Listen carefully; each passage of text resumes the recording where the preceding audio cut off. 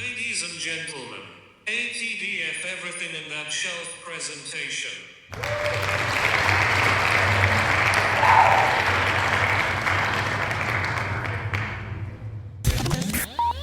You're now rocking with TDF Everything. Spoiled Rotten.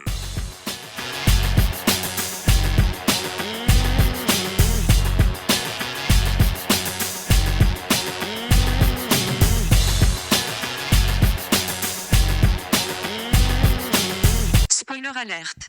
Welcome and welcome back, everybody. Hey. It's me, Daniel, And this is Ben on Spoiled Rotten. on that show. Boom. Get it? Because it's Fallout. Yeah. We did Yeah. it. Yeah, we hinted that we were going to do Fallout, and then I didn't want to commit to when, but it seems like we're doing it the week after it dropped. So that's good for you. Hopefully you had time to binge it. Yeah. Or maybe our discussion will encourage you to watch it. I don't know. But Which, you know what, by the way, I will say now I'm receiving the full season drops very differently than like episode, like weekly kind of things. I'm just like, it feels like they don't have a lot of faith in it and they're just dropping it all at once, or just, I don't know, but it feels different to me now in a post-lockdown era. we can start there. I will say this. I think my stance hasn't changed in terms of the fact that I do believe that some shows shouldn't be released weekly. Right. But the strike definitely highlighted to me that the issue with dropping it all at once is that it's bad for writers. Mm-hmm. It means that they're just getting one chunk of money to write for something that's just going to come out all at once, as opposed to the previous model. And I don't think this is on Netflix or anything. The previous, because even if it's on streaming, it means it's just getting meted out differently, but they're still getting that same chunk of change. So that knowing that this isn't me backpedaling, I'm saying if we're doing streaming, yeah, some stuff should just be all at once. Some stuff sure can go week to week. But when they were doing it on TV, it meant that you could have situations where, like, hey, we've done 6 episodes. People are saying this. We need the writers to fix things, and it's more of an evolving thing, and you have a more steady paycheck that way if you're a writer. And I care about that. I don't care about companies making a bunch of money. I care about these individuals that are trying to make a living and survive. So yes, I would say that binging overall not good for writers and people trying to make a living. I don't care that it doesn't keep the conversation going with things, because I think if a show is good, a show is good. Yep. So I'm not really sold on the, like, isn't it great that we get to like theorize week to week? I think we saw that how much that hurt WandaVision. And and I'm sure now people are able to accept that better. But yeah, as I said, I haven't changed my mind on some things should be binge, something, or at least put out all at once so people can watch it however they want to watch it, as opposed to week to week. I don't think that every show inspires the, I can't wait to see what happens next week, but I need all this time to like think about what happened and theorize. Because I really legitimately do think that this series in particular would have benefited from a week-to-week release. And it's because, yes, the discourse of the online discussions and all that kind of stuff, but it's just, there's so much happening. And they do, I think personally for me, every episode that they do such a good job of giving you a legitimate cliffhanger that you're expecting something more, and having that like immediate gratification to me is like, oh no, I'm getting spoiled right now. I don't like that. So what I would say is, I'll say all of my negatives at once. I don't know that I thought this was a satisfying ending, so I don't think week to week actually would have helped it. I think if this was week to week and I was like actually waiting to see what happens next and I got that, I would have been like, oh, okay. I think me being able to do it at my own pace only helped I think it only helped my experience that I was able to do it all at my own pace. And yeah, so that's one thing. And part of me not feeling thoroughly like enthused about it, it's 2 parts. I thought they treated black characters, specifically black female characters, very weird in the show. I thought that, so the ghoul's wife and Blind Owl in the vault were like, it was like, oh, these black women think for themselves, can't be trusted, they're terrible people. And I'm not saying black people can't play the bad guy, but if you're being very selective with who gets to be in your show, and I'm seeing the pattern of, oh, it seems like all the black women can't be trusted, then it feels weird.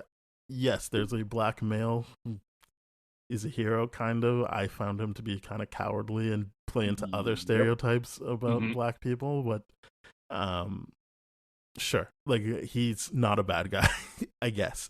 But I thought it was very weird that there was kind of this thing of like, I don't know about that black person. I don't know if we can trust that black person who isn't just towing the line or like thinking for themselves. Again, I'm happy for the actors that they got to play something different and not be completely virtuous. But it's just, when you put it all together, it looks weird to me. So I had issues with that. And then on a less political, why does race always have to come up?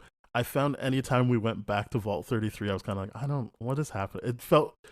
It felt frustrating because I was just like, I'm not sure what they're getting at because I don't play the games, and I get the sense a lot of people who play the games knew what they were getting at or had some ideas. Yeah. So it's more tittillating to them. But to me, I'm just like, we're slowing things down for this, and the brother was not a very interesting character to me. So like watching him watch screens was kind of just like, all right, like let's get to it. I was a lot more impatient anytime we went back to specifically Vault 33, not the other vaults. I thought seeing what life was like in the other vaults was interesting and worthwhile because it felt like it was part of the progression of who the show decided was a more important character, Lucy.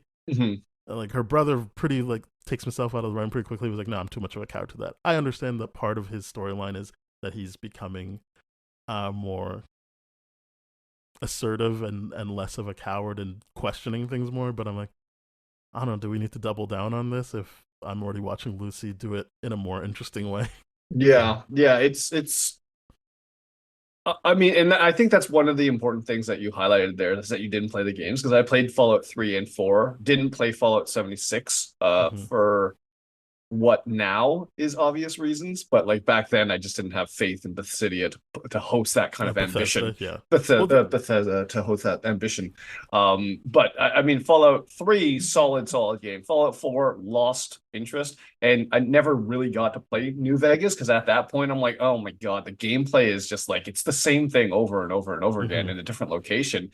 And for some people that works out really, really well. But for me, I'm like, oh man, especially when you consider the whole Starfield fiasco of what happened of the video game world and all that kind of stuff. It's just like, yeah, it seems like Bethesda is like a one-trick horse kind of deal, right? They just do one thing over and over and over again, and some people really love it. The rest of the world's like, what? How are you spending this much money and not innovating at all? Like, it's weird. So yeah, I think you just reminded me of another thing that is minor. It's not a big deal, but it did take me out of it. Sure. I was like, wait, isn't there like, I feel there's something like morally wrong with Bethesda. I might be wrong, but I think I'm aware they're not alone in this, but it was just kind of like, oh, it's Bethesda and I'm already watching this on Amazon, and it's kind of doubling down on like putting money into these companies.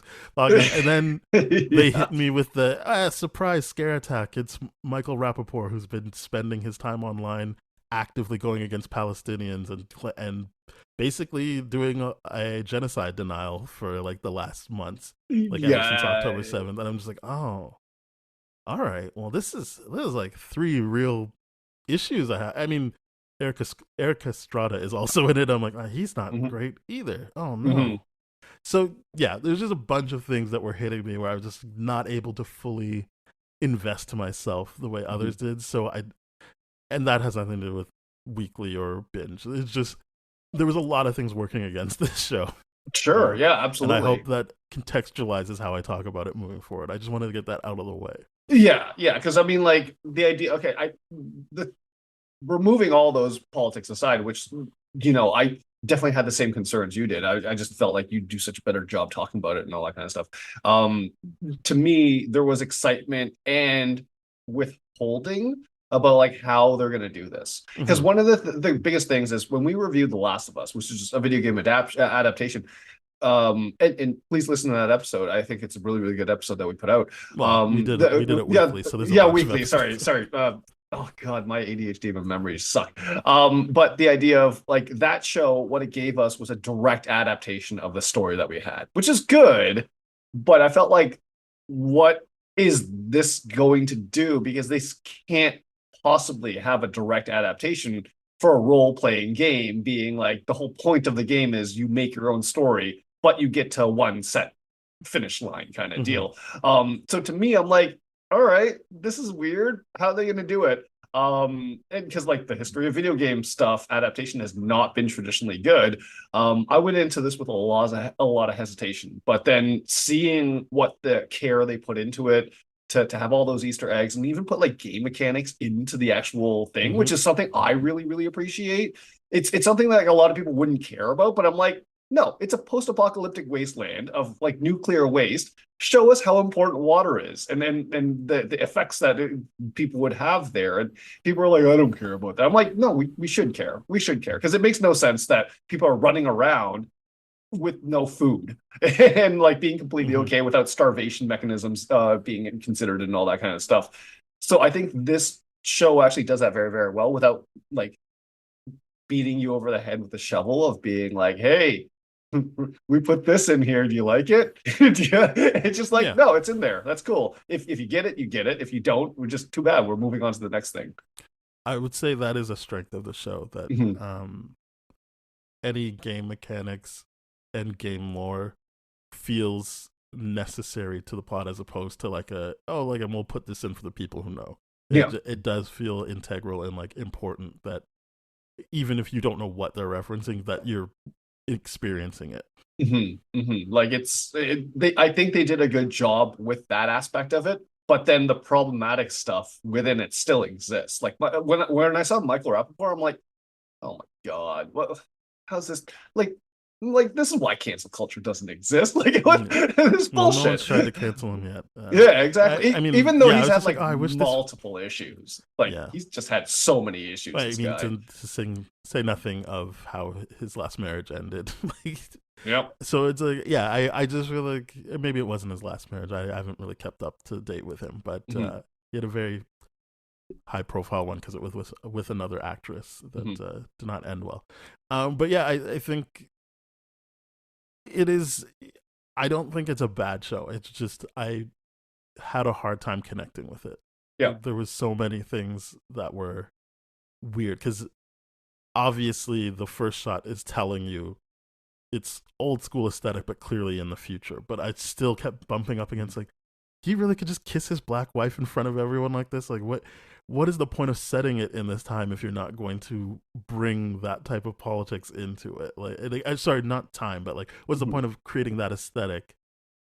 Because visually, I get that it's just like, oh, it's what people wanted to go back to, but I'm like, but they wouldn't just want to stop at the visual of it. Like, if the whole point is like, we need to go back to when times were good, and we already see what that looks like now, of people wanting things to go back to it, there would be some issues with like, especially the whole, oh no, like we don't trust the Reds, we don't trust commies thing. I'm just like, I don't really get what we're doing here. If part of this isn't examining this white man having a black family. Yeah, it's one of those things about the series, and I don't think they do explore that very, very well. But it is one of those things that you need to know the lore of, being like, okay, this is an alternate reality of ours that deviated from like the 60s and all that kind of stuff. It's not like they were maintaining that. Yeah, it was that's what I'm saying. It's very clear they're showing you that. I'm not saying they didn't. I'm saying, but if you're starting to invoke the whole Red Scare thing, that doesn't come devoid of race politics as well. Yeah, it's true. It doesn't, and like that to me is like, okay, that's why we don't see Asians in this. It's because like the whole nuclear war was between America and China. Like that was the whole nuclear war. So like not seeing Asians in this, I'm like, oh, okay, that makes sense. They probably got killed in internment camps, whatever horrible people have done in the past that we really, really know a lot about. But you're right to bring up the idea of like, wait, no one's going to say anything about this, or like what's going on here? It feels weird. It feels weird because it feels like they're ignoring race politics in general. Yeah, I think the complete lack of race politics is weird, especially when you get into the decisions. Her name's not Betty, right? Like, but the ghoul's wife. It's Barbara. I think her name is. I'm gonna check that out while you finish that point. That out. So the show, I know we're not going in order. We'll get there, but you find out her big plan is, let's just drop the bomb ourselves. Then we guarantee that people need our products. That it's no longer just scaring people. It's just like, oh no, this is a reality. This needs to happen. I'm like, like, why wouldn't we at least explore how a black woman would come to that conclusion? Because that seems so divorced from how she would think. And I'm not saying every black person is the same, but I'm saying there would be some kind of story to explain how she could get there.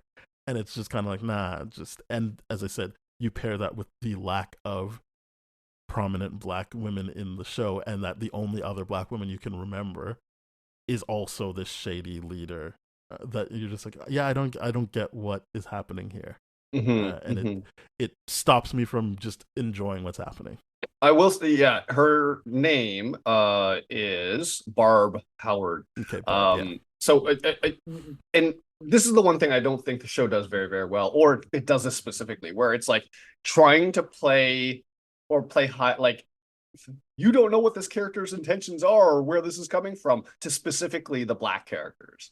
And it's just like, well, why are we creating this distrust only to reveal the fact that they're actually not bad people? And I get it, and I get the idea that they are holding out that withholding that whole truth of like what the dad did and all that kind of stuff, and how this whole what drives her motivating factor of needing him, like it's all eloquently written, but it's just the idea of like, oh, we're talking about different characters now.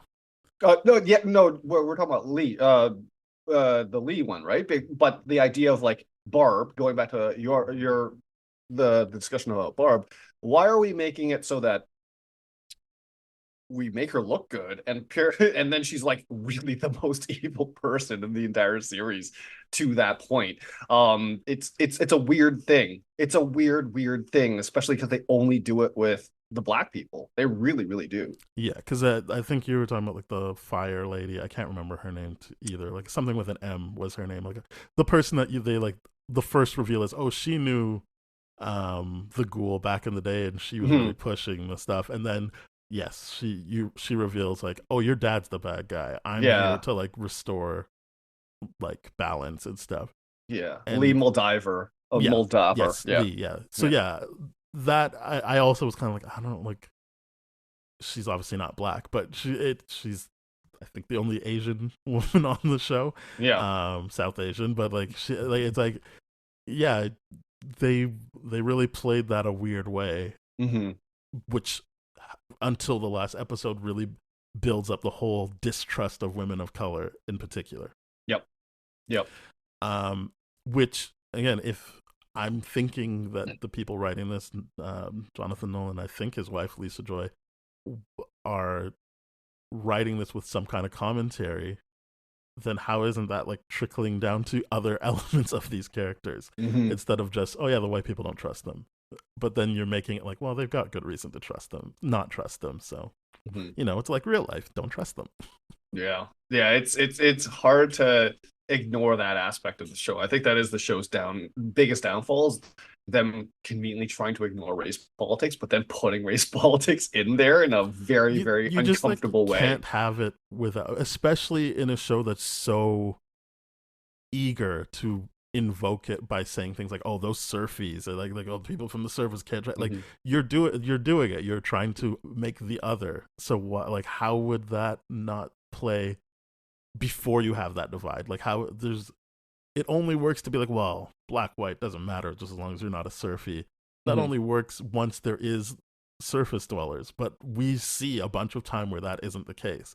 Or the fact that the ghoul's friend, I know he's got a real name, Cooper, Mhm. You see that he has his friend who's like, well, you get to be the hero in the movies we make. I'm just the generic Indian. It's like, yes, the show is aware that when you are living in a society, there's going to be othering, Mhm. and it doesn't matter if it's in a future or a divergent timeline. The othering is going to happen. Yep. Yeah. It's a very weird thing that they do with it. I don't know why. I wish they kind of written that a little bit better. I really, really do. I do think that is the weakest part of the show.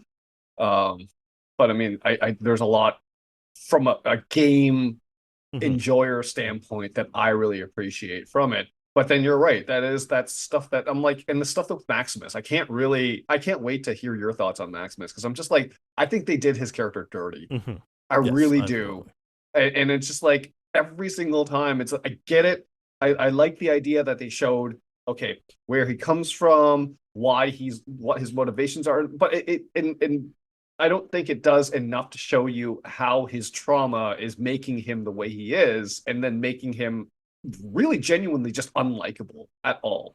And I'm like, what the hell's Mhm. going on here? Like, if he didn't put the blade in that in his friend's boot and she did it herself, it's just like, well, what is happening here? Like, we get how naive he is. I was like, what the hell are we doing? Like, Yeah, when she's like, I did it. I'm like, did she? Like, you had a whole setup for a bunch of characters that would have done that. yeah, Or the show even making me believe like he probably did do it. Look at how cowardly he is, or like how petty he is. He definitely probably did it. Like, it just, yeah, I didn't. I think that it's not impossible to like it if you didn't play the games, because I've seen a bunch of people who've not played the games and thoroughly enjoyed it. right. But I think that playing the games helps you just power through a lot of this stuff and enjoy the stuff that's there I will for say it someone really who's played the does. game. It really, really does. But yeah, I guess we've talked enough without being like, here's the plot. The plot is, and I understand this is just the mechanics of the game in general. Mhm. Is you're always someone from a vault going out into the real world, and Yes. so in this one, it's Lucy who was supposed to get married off, but some surface dwellers came in and actually killed off a bunch of people in her Mhm. vault and captured her dad, Lee Moldiver, or don't remember how to say her name. Yeah, Lee no, that's right. Yeah, stole her dad. So her quest is, I'm going to go get my dad back. yeah. That's the Uh, main quest. Just funny. and people join in because there's this other guy who's on the loose, the guy from Lost, Michael Everson or something. Mhm. He implanted something in his head, and everyone needs that. We learn in the last episode it's renewable, or not renewable, it's Cold cold fusion fusion. It's device. cold Yeah. fusion. But yes, Which so is everyone's important to after. point out that me like the company here, Vault Tech in question, stole that proprietary. Well, I guess like purchased it or whatever they did, but they did unethical company shit where they like that was her invention of Mhm. creating cold fusion. She created it and all this kind of stuff. They took You're it talking from about her. Lee now, right? Like, Yeah, we're talking about yes, Lee. yeah. They took it and all this kind of stuff. So she's getting what she needs back to kind of do what she wants to do with it, which is power the world up again, get Mhm. civilization started, and do good guy shit. It's that's what the whole thing is, but we're made to believe that she's evil the entire Yes. time. So that's happening, and the ghoul gets woken up. So he's like, Mhm. by these people who wanted him to do like a assassination mission, but then he's like, well, I'm up and now I need answers about my family. So he goes on his revenge mission. Mhm. It's played by Walton Goggins, so obviously I liked that a lot.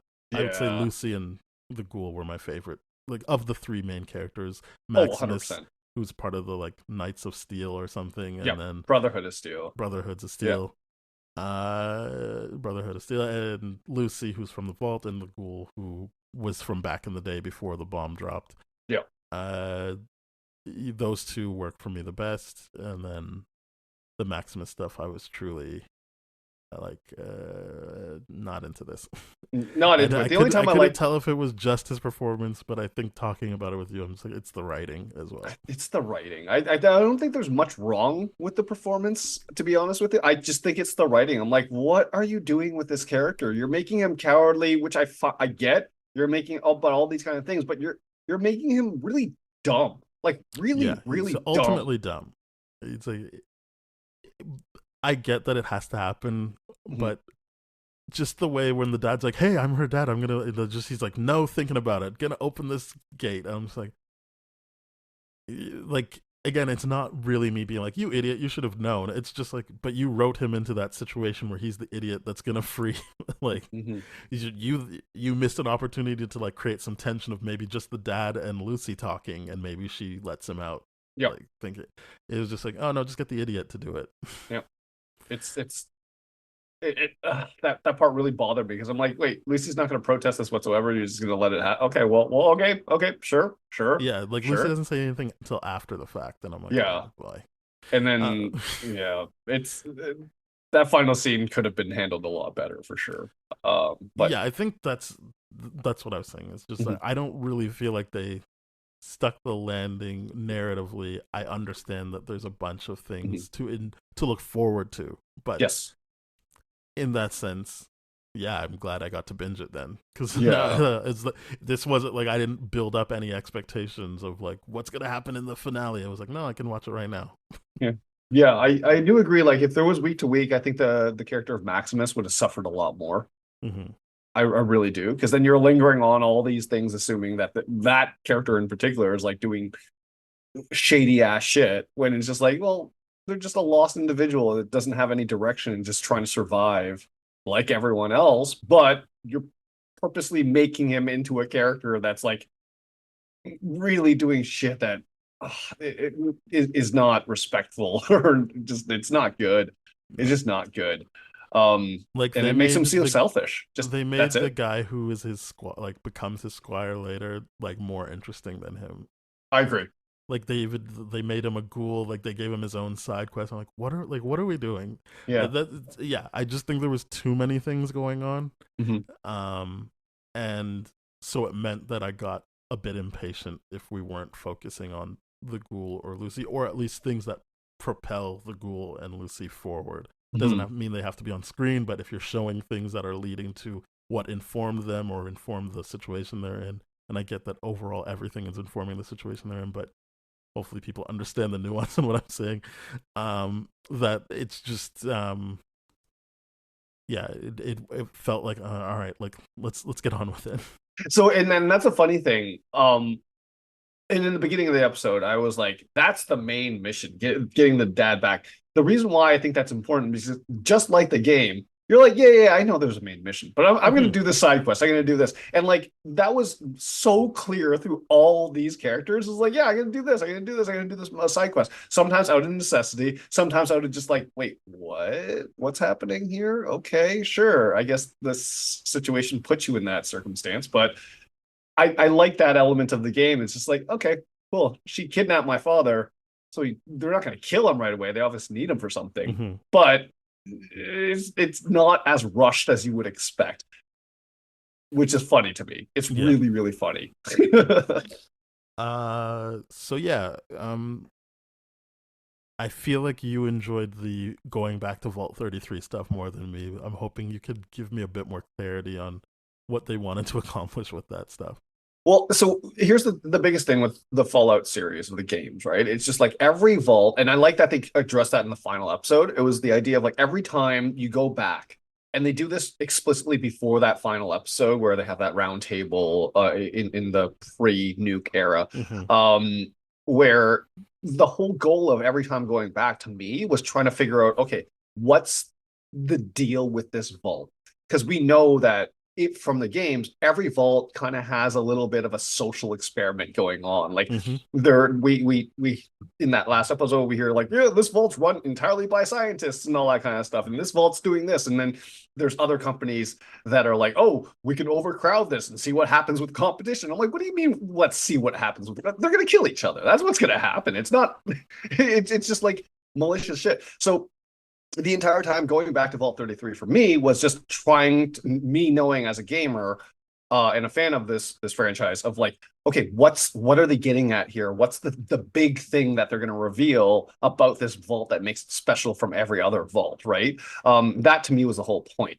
It was, let's get more clues, let's explore this a little bit more, let's figure out what was done specifically to this vault. Mm-hmm. And that to me was why every single time we went back to Vault 33, I'm like, yeah, all right, this makes sense to me why we're doing this. It slows everything down, and I'm like, yeah, it's unfortunate that we're with characters that are not objectively that interesting and are just like I just think it's the brother that I was not interested in. I would have watched the cousin that had a crush on Lucy that just starts being the dad of someone else's baby, and that like I thought that actress with the eye patch was really engaging, and I would have watched more of her Yeah. and that guy trying to sort out life. I think I just didn't know, what did the brother learn? the brother learned basically what the whole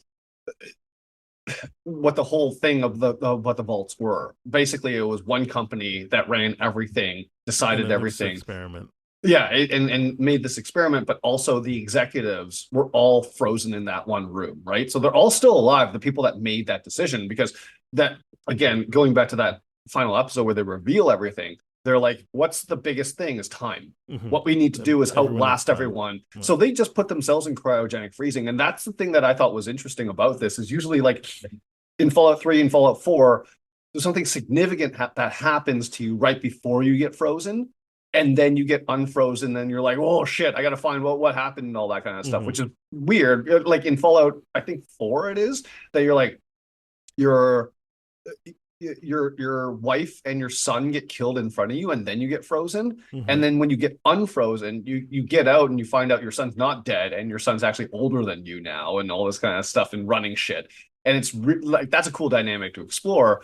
But here I was really confused. I'm like, wait, we're not doing that mechanic of the game where something tragic happens that, whatever. And okay, cool. But they managed to do that in a different kind of way with the executives. I'm just like, yeah, okay, it makes sense that not everyone would be frozen, and that there would be people that are more or less maintaining the vaults and making sure that they're working efficiently and properly and all that kind of stuff too. So what he discovered is the fact that, oh, my dad is not the good guy that I thought he was the entire time. My dad is actually one of these people, because I like how the little brain robot thing goes like, well, there's no food here, and this is an empty vault. So you either can go into one of those things, take your dad's place, or you can just wait it out and die with me and all this kind of stuff. And I'm like, okay, that's a really effective device to be like, okay, what's he actually going to do? But then I don't care about him. I really don't, because I'm like, you're not going to do anything really significant, because I don't see him having the guts to be like, well, I'm going to morally just kill everyone that's here and asleep right now. I'm going to pull the plug on everyone. I don't see him doing that. No. At all. I mean, to me, I get that it's not what happens in the game, and we're not doing the podcast for me to be like, this is how it should have gone. But I think what I was missing was an earlier revelation that forces him to actively change the way he sees things, instead of this slow reveal that kind of just fizzles out at the end. And maybe it didn't fizzle out for everyone. I shouldn't speak as if that's a fact. For me, it felt like a fizzle out. I was just like, oh, okay. Like, I didn't feel that he changed that much. I think that you set him up so very clearly defined at the beginning. So the fact that it was just like, oh, I guess he learned one new thing, didn't make me go like, what a great use of our time with this character. I thought, if he's going to learn something and then become the leader his dad should have been, and that can be a seasons long arc, and maybe they don't have to tip their hand in the first season, but it still feels like that would have worked better for me. That if it was like, I got the sense that he was going to try and rally people to like do the actual right thing, and it doesn't mean he has to be successful, but like if his thing is like, oh my goodness, they lied to us about what they're doing, and now I'm going to like get my allies and figure out how to actually do this, I would have felt like, oh, this is an interesting use of time with this character. Yeah. While his sister is learning stuff on the surface, he's learning stuff in the vault, and you could take a look at it as like, hey, trying to change the system from the inside and trying to make difference outside. Like, it just felt like, yeah, if you're connecting him this way and giving him all this screen time, he needs to be a lot more active. I do agree that that's what I think that's what they were getting at. I just think that the nature of the character it's such a slow burn that by the time you get there, you're like, oh, okay, you've already been outsmarted by Betty, who's now the new vault overseer, because Betty had the oversight to be, or the idea to be like, the foresight to be like, all right, we're going to separate this up. And it's actually a good explanation for why we're going to do that. But realistically, from a controlling standpoint, they're like, all right, don't like how chummy you two are getting right now. So I'm going to make sure you two are separate and all this kind of stuff. Because this cousin guy is the only one that seems to have shared that kind of inquisitive nature, but the cousin guy being more of a coward than the brother was just like, oh man, what kind of revolution are two cowards going to start up? Because that's what Yeah. I really thought is going to happen. Is like, oh, okay, they're going to have a rebellion within the the vault, and kind of take control of that, all that kind of stuff, and take control of their narrative. I'm like, okay, cool, but it's so effective at what Betty did to squash that out, and just at this point, it's like, okay, yeah. The last we see him, he's stuck in what 31 by himself, and he's trapped there, and it's just like, okay, he's a non-issue now until people are like, okay, because I don't see Lucy going back to 33 now and being like, all right, well, Dad turned out to be a creep, so we're just gonna keep our doors locked. I feel like that's where they're going. She's gonna be back at 30 because that was the whole Ghouls thing. Is like easier to chase a full pig than ask him where he's going, and I'm assuming the dad's going back to that vault to get to the frozen people, isn't he? No, he went to New Vegas. All right, fair enough. That's the big thing about the series is like a lot of people about that are big fans of the series, especially in New Vegas. They're like, I can't believe they completely ignored New Vegas, and I'm like, I don't think they did. They just told you what season 2 is going to be about. He goes to Vegas, and I'm like, and I'm sure that he's going to go to Vegas to rally up like a big amount of people to do exactly what he said is going to happen. It's like, what, and this is the hypocrisy of everyone in Vault-Tec. It's like, well, war never changes, but I'm like, you're doing the war thing. You're just doing it with capitalistic motives, and you're justifying it in a different way than everyone else is. Okay, it's no, weird. That's fair. Yeah. So it's not a season 2 thing, but I would say ultimately he's going back to that vault. Maybe, perhaps. I don't see why he would need to be perfectly honest. Because the whole point of that vault, he just would be like, I have the power. I don't need the other people. 100%. Okay, 100%. Yeah. Because right now he knows that everyone else in that vault is frozen. Yes. Right. So, and everyone else outranks him. So why would he go like, hey, I'm gonna unlock everyone just so I could be like the go-to guy, like Gopher, when Cooper was there. So I think he's just doing a power play move right now to get like, all right, well, I'm gonna take over the world. I'm gonna be the president and all that kind of shit. And he's rallying people from New Vegas to do it. Got it. All right. Yeah. Well, that's fair. I don't know. Did you want to talk about the Maximus stuff? Yeah, I mean, I think we did already. It makes me uncomfortable to talk about because I don't. it really does. I don't want to shit on this character that's clearly so poorly written. Well, I mean, that's kind of what we're here to do, is talk about what didn't work and what worked. I get that. I think we can leave the race stuff alone. I think much like the brother, I think that weirdly the show is making me be like, yeah, I guess just go back to that vault where you got the candy. I don't know, like maybe stop doing what you're doing, because I don't know where the show lands, but when he was like, no, I can use my suit and like bring justice the way I want to, I'm like, well, obviously that's a bad idea. Like that's me personally being like, well, you're just working for the cops. It doesn't matter if you think you're doing that on your own or like as part of their thing. Like if you want that suit, it means you technically want to still be a part of that, like take on what that represents. So like, no, don't do that. That's a bad idea. Yeah. And I think this show is kind of setting him up to be the new Lee Moldaver, or at least the way it ends with her dying and him standing up like next to her. I'm like, that's the choice. I'm not saying he will do it, but I feel like that's kind of the choice of like, hey, do it like she did it, or stick to your idiot plan of no, I'll keep the suit and figure it out. Yeah, I do think that what you're saying about his character, about the setup for season 2 is very, very likely to be true, is that he's going to try to do the thing where he tries to change it from the inside and then realizes, hey, you can't do that. It's not easy to do that because it's not just the leader that needs to change. It's literally everyone that needs to change. And you could be the leader and propose, hey, maybe we kind of join factions with this new republic of California crew of people because they ain't bad. And then everyone at the Brotherhood is like, traitor, we're gonna kill you. And it's just like, nothing changes in that regard. But I think what they're doing with his character is at least consistent with his naivety, because everything he does is extremely naive, because he just doesn't have that actual experience. He's been fed propaganda his whole life. So the idea of like, maybe I can do this, I'm like, yeah, okay, that's consistent with his character. He's not completely naive, because when they're on that bridge and he knows to say we're unarmed, and then knows that when they say, oh, we're unarmed too, that they clearly are armed, and Yeah. he's the one telling Lucy, give me the gun. Obviously, give me the Yeah. gun. And then she's like, no, no, no, and she tries to put it away from him, and he's the Mhm. one that actually helps them out. He takes the bullet for her, but also is able to help them out. So Yeah. I wouldn't. I think that's why I don't think he's actually that consistent. I think that like it's showing that he has enough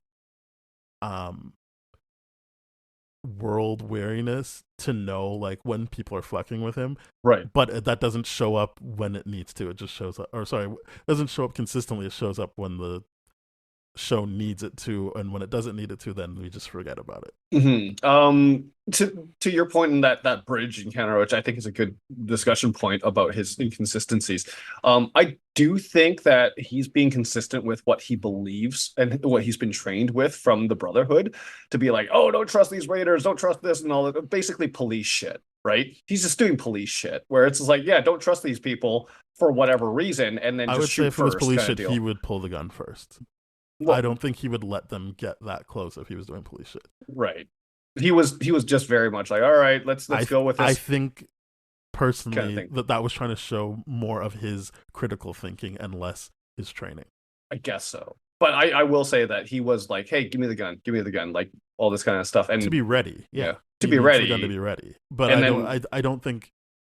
Yeah, I think that even the fact that we're having this back and forth shows that it's not truly properly defined. That yes, because that's true. I would say what I this is me trying to be generous with them, that they're trying to show that he's not a complete idiot. Yeah. And I don't think that works if all they're doing is highlighting that he's trained to kill people on the surface. Yeah. I think it only works if what they're doing is showing that he was able to actually properly assess that situation. Because it's with Lucy, it makes me feel like he's supposed to come out as looking less naive than her, and not just following his training.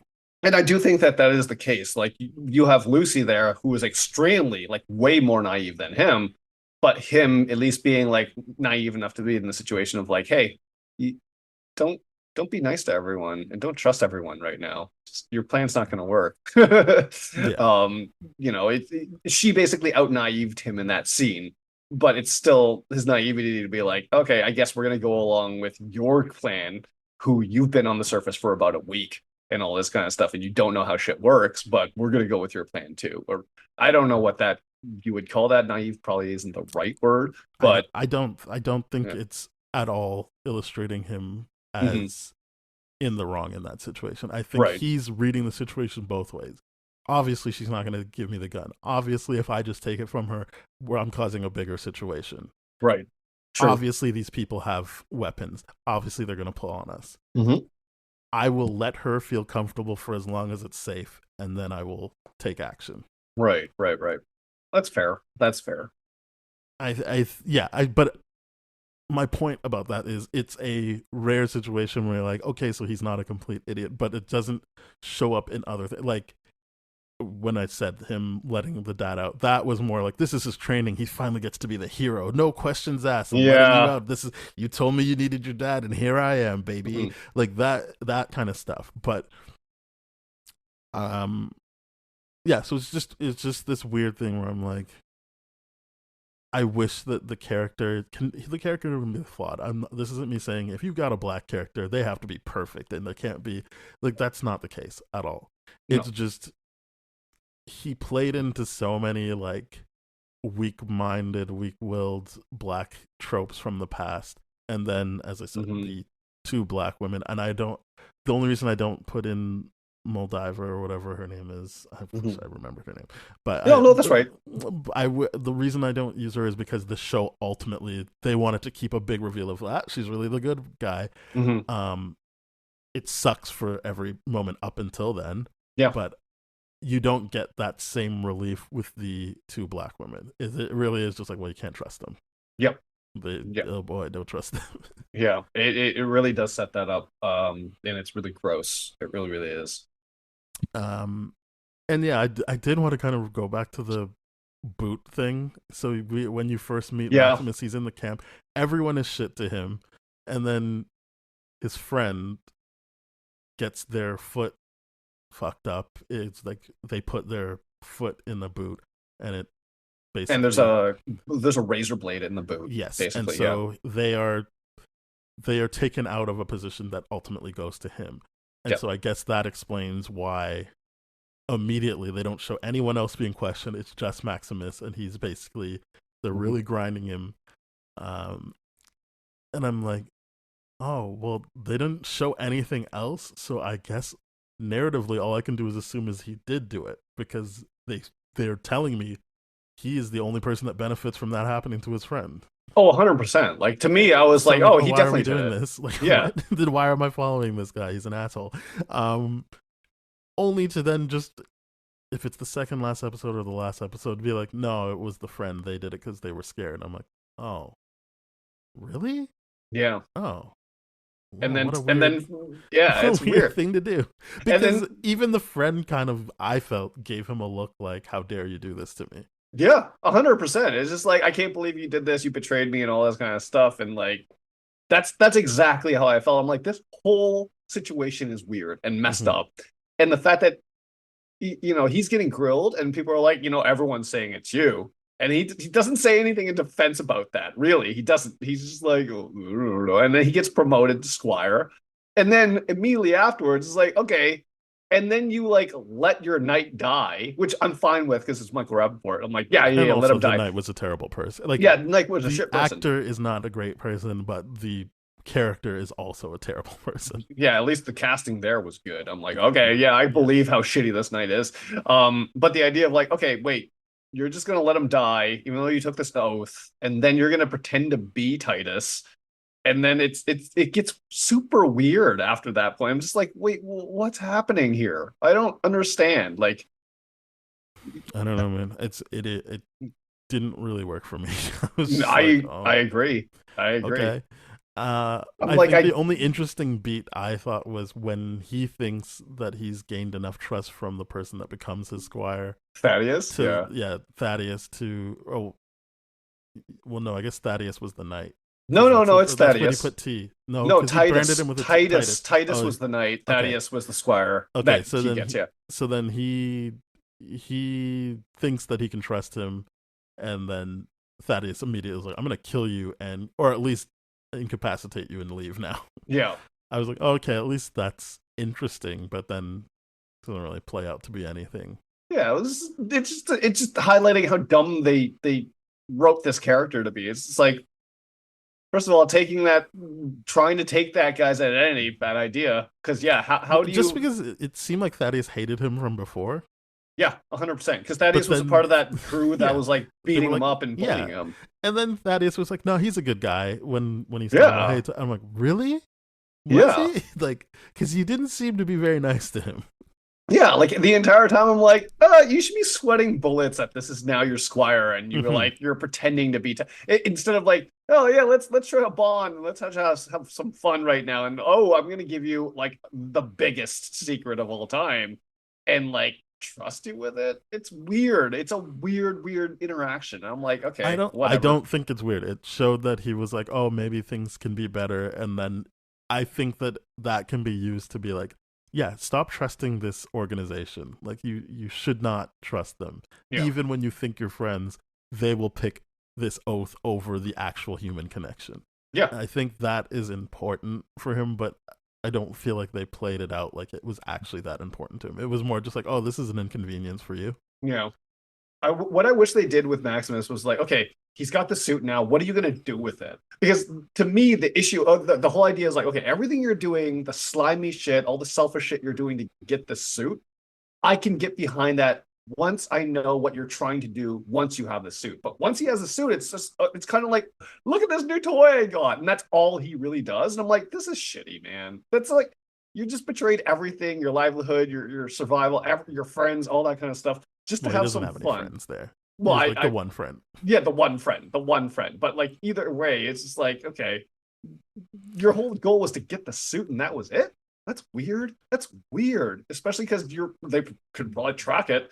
They can probably do I all think that kind that of stuff. I understand that Mhm. as a what a lot of people misunderstand about Mhm. institutions, which is him thinking, "Oh, they're just doing it wrong. I just need the suit and I'll do it right," Right, right, right, which is not true. But right. I understand that a character like that would make that mistake of like, Yeah. "Oh, I just need the suit. Just give me the suit." So yeah, you like, oh, sucks that happened to my friend. I don't know who did it, but it doesn't really matter because now it means I'm one step closer to that suit. Oh Mhm. shit! Like my shitty knight is dying. Great, I'm taking that suit. I also don't begrudge him having a bunch of time to have fun with it because it seems like pretty quickly he's forced into doing a bunch of other stuff that wouldn't really lend itself to what is he going to do, Mm. all things equal. It's more just they don't, and maybe because he's doing a bunch of other stuff, I don't get to see him at least reckon with the fact that like you've got this power, but it doesn't mean you can actually do things differently. Mhm. Yeah, it's a very good discussion. Like, I think that's it's very, very true, especially for a lot of people of color that become cops. And they're Yeah, like, I'm gonna like change all the the system. I'm gonna yeah. do this, and just like end up policing their own kind and doing Mhm. their own shit. And it's just because, and there's always excuses to that. There's always like, oh well, if I lose my job, someone worse is gonna take it. I'm like, well, you're already doing the worst shit. Yeah, So like, this you're is part of not it. Like good. Yeah, that's even the fact that you're worried about that should tell you that it's not a worthwhile endeavor. yeah, 100%. The whole thing, yeah, just yeah. I think it's important to see him thinking like, yeah, I just need the suit because it shows that false narrative of like, oh, well, people are Mm, just doing capitalism wrong, or oh, people are just doing policing wrong. yeah, No, these things are invented specifically to cause the issues that you're complaining about. yeah, So you're not going to fix it by just becoming a part of it or like fully embracing it. yeah, yeah. It's true. But yes, but then the show doesn't fully explore it, so it No. ultimately doesn't amount to anything for me anyway. It Mhm. really did feel like, okay, the guy he gets the suit, but he's got to do all these other things that don't really leave room for him to self reflect on what actually he just got, and then he tells the guy, and then again, no time to be like, oh shit, like maybe these guys do suck. It really was just like, oh, this sucks. I gotta get back. I gotta get back, and then Lucy saves him, and it's on to the next thing. Yeah, yeah. It's true. Um, it is what it is. Yeah, But I really do hope that if there is a season two, that they find better footing with this character for sure, and better way to write it. Because I don't think they did him justice I whatsoever. I think they did him so dirty. I don't know what the writers' room looks like for this show, and obviously Mm, we know they binge it, so it's probably not that big of a room. right. Um, but it could stand to be shaken up a bit and get I totally agree with that. maybe more black women and women of color in there. Yeah. Um, yeah, I think that's what's gonna save season two. Mhm. I don't think the people currently doing it are gonna save it because I think it's just gonna be more of the same. Yeah. But yeah, And one of my biggest things about this show too, and the reason why I think the Easter egg side of things is really, really well done. The game mechanic stuff that they naturally integrate into the, like when they integrated hacking into the game, I was like, huh, they successfully did it. That's mhm, pretty damn cool. Those things are really, really well done because you have Todd Howard from Bethesda being like this hyper involved executive producer.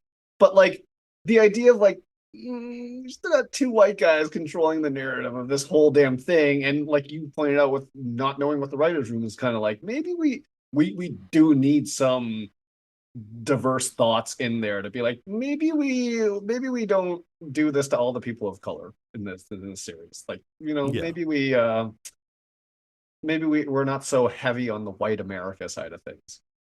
But that is the thing that suffers the most about this. But from an actual successful adaptation thing, I do think they made really, really good choices that lets this succeed a lot better. Like one, putting this after the timeline of all the games, where all that hmm shit has already happened, and then shady, and then to have like essential pivotal things in from the games in this, like shady farms or whatever it is, blown up, to be like, oh wow, that's cool, that's really, really cool. It really does lend itself to the idea of like, no, see, yeah, war never changes. Like People are just Yeah. messed up and all this kind of stuff. It really does add to those elements really, really well.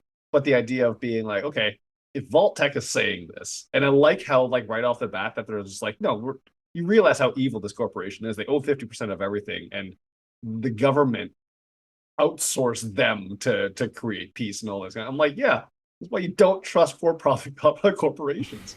Yeah. They're just like, oh, okay, what's our bottom line? Okay, genocide's great. We're gonna kill everyone, start this nuclear war, and then that's how we're gonna drive up profits.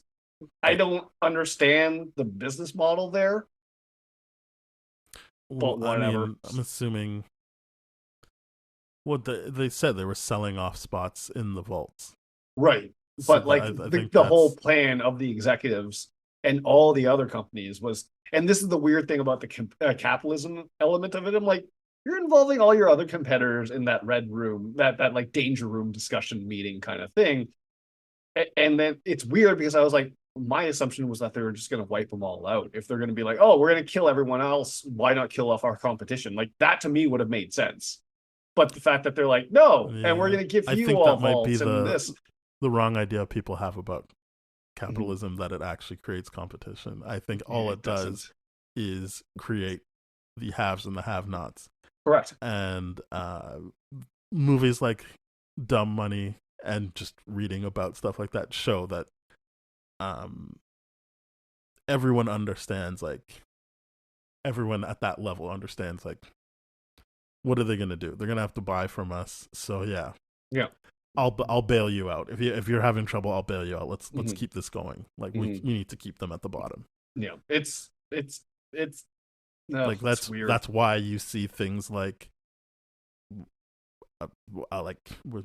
Amazon, which is like, yeah, you guys are the people that send us things. It's like, well, now we bought MGM, so now we've got a stake in movies and TV. Yep. Or Sony, which was like, we only do cameras, but I guess, I don't know, let's buy a movie. Like, let's buy movies and stuff. Like, they're all like, let's just keep consolidating and making money.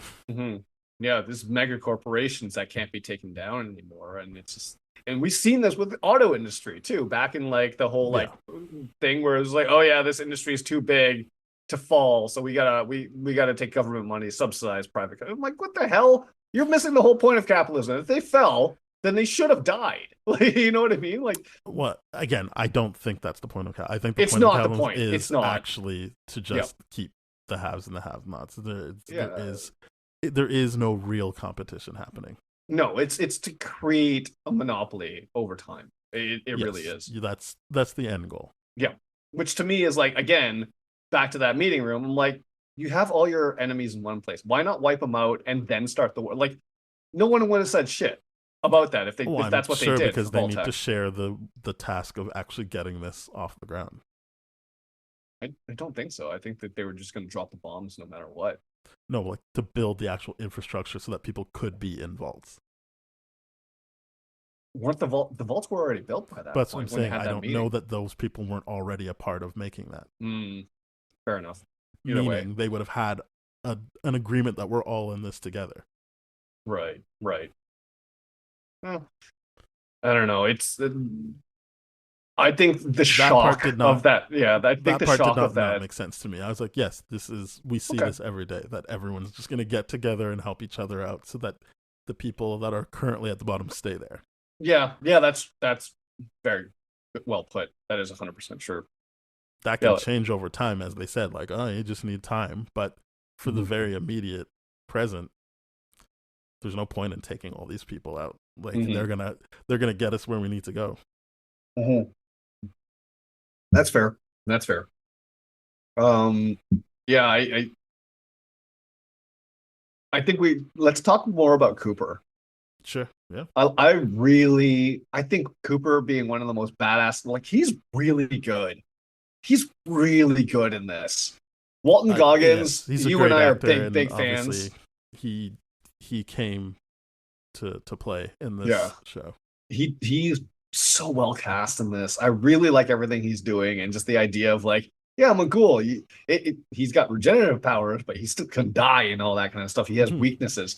And it's just watching them do the cowboy western thing with his character. I was just like, this is the coolest cowboy thing I've ever seen. It is legitimately like the coolest cowboy thing.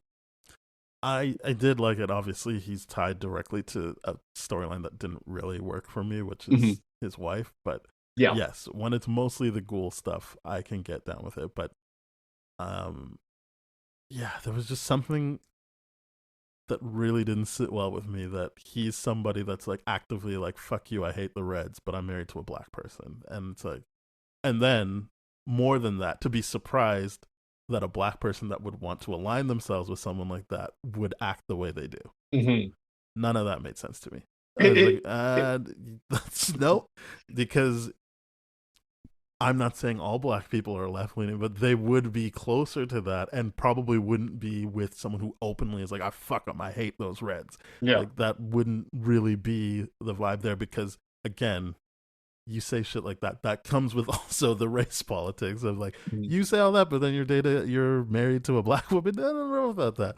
So I'm saying that let's give them that it's consistent with a character that ultimately decides, yeah, let's bomb everybody. Mhm. That she would be with someone who says, fuck the Reds. Yeah. But it doesn't make sense that he would be surprised that that would be like kind of her MO. And I don't mean the bomb everyone. Yes, that would be surprising to everyone. But it Mhm. seemed like he had this vision of her that was completely off Oh, of like 100%. her ambition. Yep. And I'm like, yeah, it just doesn't feel like you would be that surprised by the ambition. You can have like a hurt moment of like, wow, you're the one that pushed the button on it. But like, I guess they were getting at it when he said, hey, who made the decision about no dogs? Yeah. Maybe he understands. But then it's like, so then we need to be unpacking this relationship way more than we are then. Mhm. Because you clearly have some doubts about who this woman is. Yeah, and I think the I will say I think he's really really cool, but there's a lot of inconsistencies in his character and the writing and the motivations too. Because it's like, okay, the moment he gets up, he's like, I'm gonna find my family," is his whole motivation. And I'm Mhm. like, oh, you mean the one that you divorced and like arguably like I'm sure your daughter's I, dead. I would Like, I would say this. I don't remember him ever saying wife. Finding family could just mean his daughter. right, But they're obviously leaving it purposely vague, and I right. think that initially for with the show I was also like, oh, we're doing mystery box shit, which isn't my favorite. I'm not saying it's bad; it's not Mhm. inherently bad. It obviously works for a lot of people, but I was just like, not my style. Not really into the mystery box shit. But I do think they left themselves room to have a reveal of, oh, it was his daughter he was actually going for. I don't think that's ultimately where they go, but he never specifically says, "Where's my wife and kid?" or "Where's my wife?" He Mhm. says, "Where's my family?" And the first time you see him, he's just with his daughter. So Right. to me, I can be like, well, that's his family. Yeah, and by the way, that the funny thing is like the jumping back and forth when they're like before the war thing is just like by that first scene they're already divorced and they're already talking about alimony. I'm like, Mm-hmm. that's weird considering where she's at in the world and where he's at in the world. It's just like, okay, like you can be divorced, you can, the alimony, sure, whatever, but it's the idea of like, where's he taking her in that first scene? You know, like she's horse thing. I think that's really really cool. It's fun, but he can't legitimately tell me that it's like, okay, you were able to give the daughter to the vault in time and all this kind of stuff, and then you didn't have a ticket or whatever it is because of the divorce, and then you're just like, wait, it's weird. It's really, really weird. Unless they're going to be like, all right, well, the family he's actually talking about is was developed during the 200 years that between No, that would be terrible. yeah, it would be terrible. It would No, absolutely be terrible. And bring it I back to don't the get what you beginning. think is weird about him just getting to the vault and Hmm. then not being able to get in himself. Hmm. I I just I don't know. I think his character is really, really cool, but then the writing, especially because the race politics stuff is just like this, I they think we can needed both to agree the polish it off writing, a little bit better. the writing in general is not that strong. I don't think. I mean, Hmm. when we talk about these things, I've seen people who really like the show, and I'm not saying they're dumb for not. We talk about it like if it's Mhm. not your lived experience to actually have to sit with these realities, then Mhm. it's just not going to factor into how you enjoy the show. But I do Yep. think we've come up with instances that aren't race related where there's a bit of a lapse in logic with Mhm. how they're writing these characters. Yeah. I am I'm fine to be like, look, he must have got her to safety if he's thinking I'm gonna find her later when I wake up. Right. I'm fine to make that jump. You usually get one or two buys from an audience of like, look, it just is what it is. Sure. I'm willing to give them that one. It doesn't seem like the most egregious buy ever. Fair enough. Fair enough. I just thought to me, I'm like, this is a little bit weird, but I mean, you talked me out of that, so that's really, really good. But I do love the whole look of him. I like how he was resurrected. I like the whole, just the badassness of his gun and just the guns in general being like, just basically pulled from the game and being Yes, like, oh, this yes. is great. I think this is really, really cool. Because like that gun in the game is super powerful and it does fire exactly like that with that sound effect. I'm like, this is so cool that they did that. Yeah, I think that it should be made clear that I feel like they did a great job of adapting the video game to a new medium. Yes. That should not be lost in what I'm saying. That Yeah. we live in a world where everyone understands that it's really hard to make those adaptations, and this definitely sits with Last of Us in terms of TV, where you're like, well, they did a good job. I would also put Arcane up there. It's animated, but I still think it's another thing where I didn't play those games, but at least they created a world where I was legitimately locked in and watched it twice. Yeah. Yeah. I think this show actually does better than Last of Us, to be perfectly honest. In regards to just the imagination of what new stories are going to tell, because I think one of the issues with Last of Us is that they just basically did a direct adaptation, and as good as that is, it's just like, yeah, we got this already. This is exactly what we experienced because that was a singular storytelling kind of game. Like that made sense to me. It was the fact that they created a successful series just inspired by the game here is kind of cool because it's how do you turn an RPG into something like this? Mm-hmm. And I think they did a lot of great, smart decisions in order to do that, while still keeping a lot of the elements of the games and all that. I know a lot of people are like, "Oh, we don't like what they turned the Brotherhood of Steel into." I'm like, that's exactly what they were in the games. You're just of the people that like cops because they don't bother you the way that they bother us. It's very apparent that people are just like, oh, I don't like what they did. And I'm like, okay, I'm not even going to get into that with you.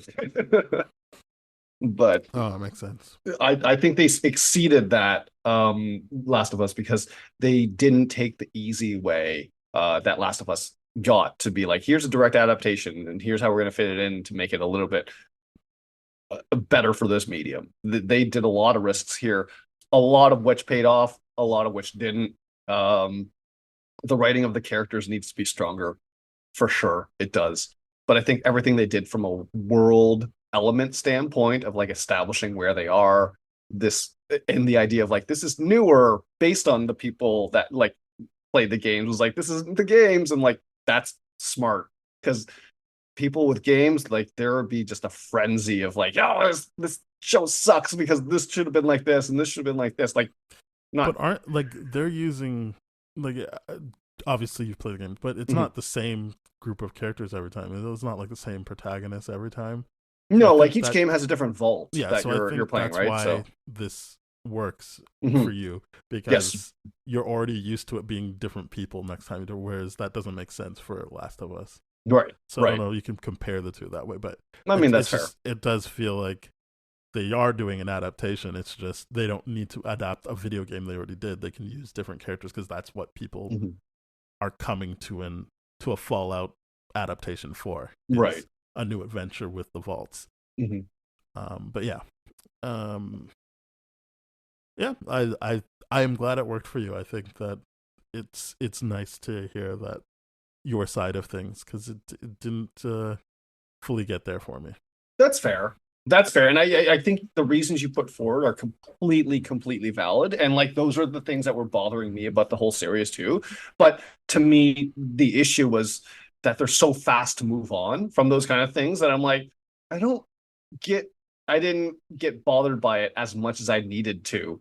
Because it was like, ooh, look at this Easter egg. And that was my downfall of it. It was just like, look at what they did here. That's cool. That's cool. I've never seen it. So I think they did a good job of pulling the vibe from the game into this.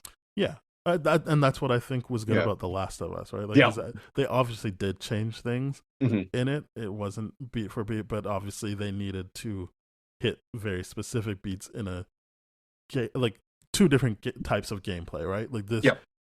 this role playing thing is, yes, obviously there's a narrative to it. Obviously there's a beginning, middle, and end, but Mhm. as we talked about, like it's role playing game. So yeah, there's decisions that can be made and branched off, and obviously you still get to the same endpoint, but it's a lot looser Mhm. as opposed to The Last of Us, which everyone already said plays like a movie. Mhm. Yeah. So I do give it more creativity points for that element of it.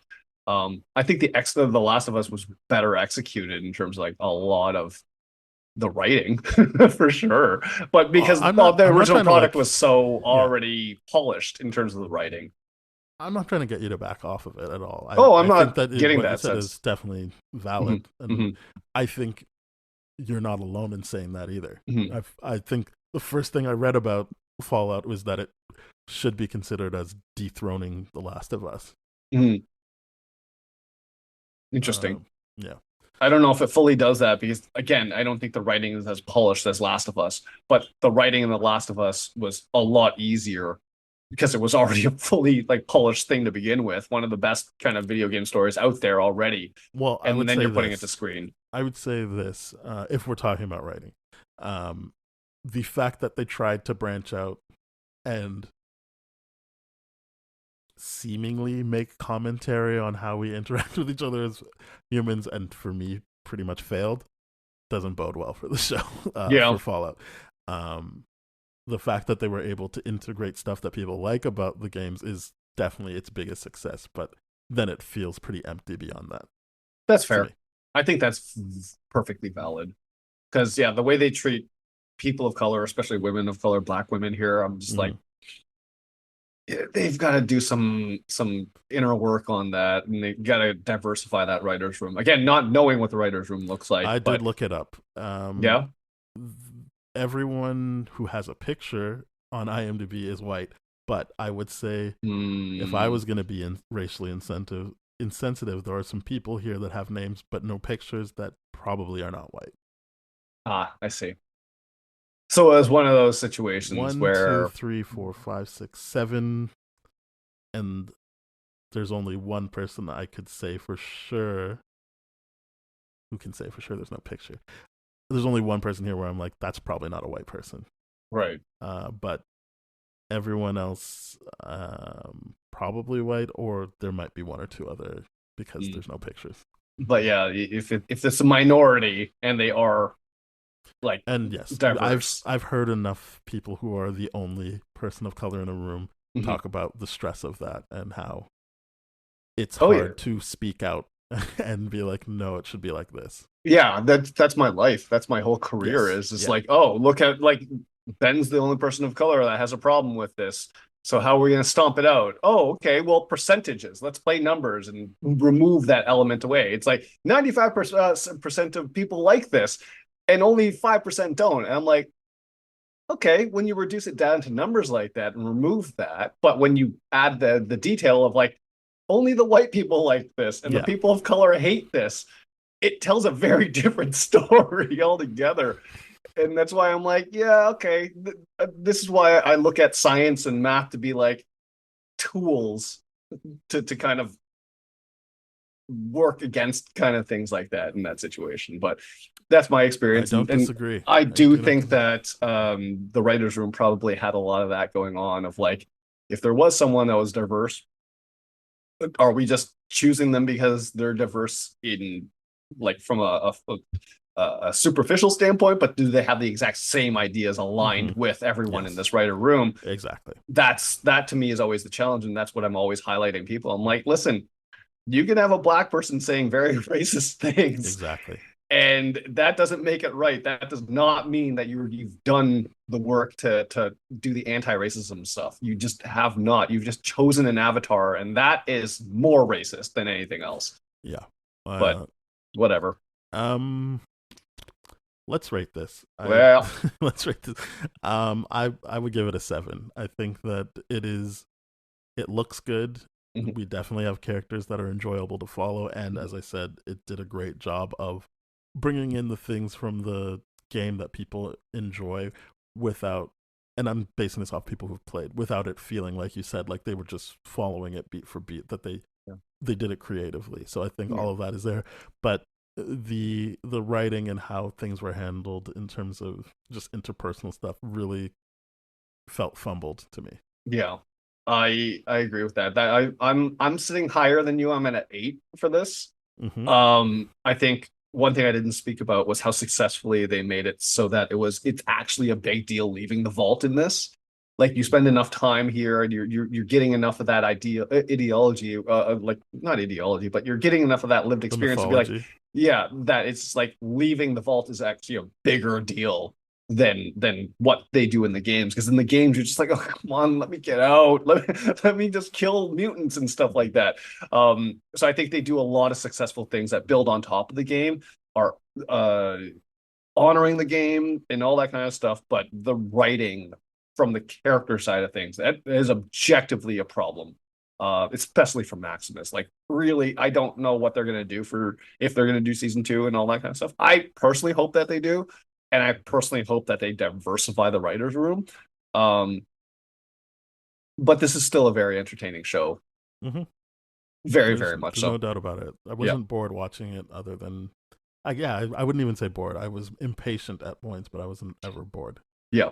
So yeah, thank you very much for listening, everybody. We're part of the That Shelf Podcast Network with other great shows like Bad Game Movies, Contra Pod, and Springfield Googleplex. So go to thatshelf.com. You'll find those shows, our show, and more shows.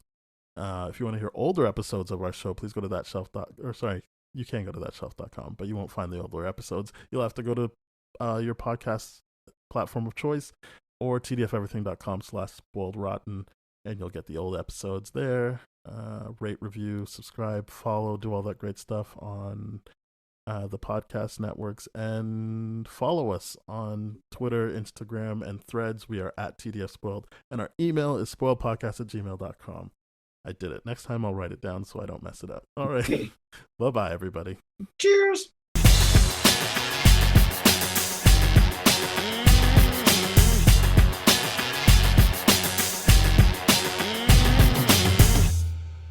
This has been a TDF Everything production, brah.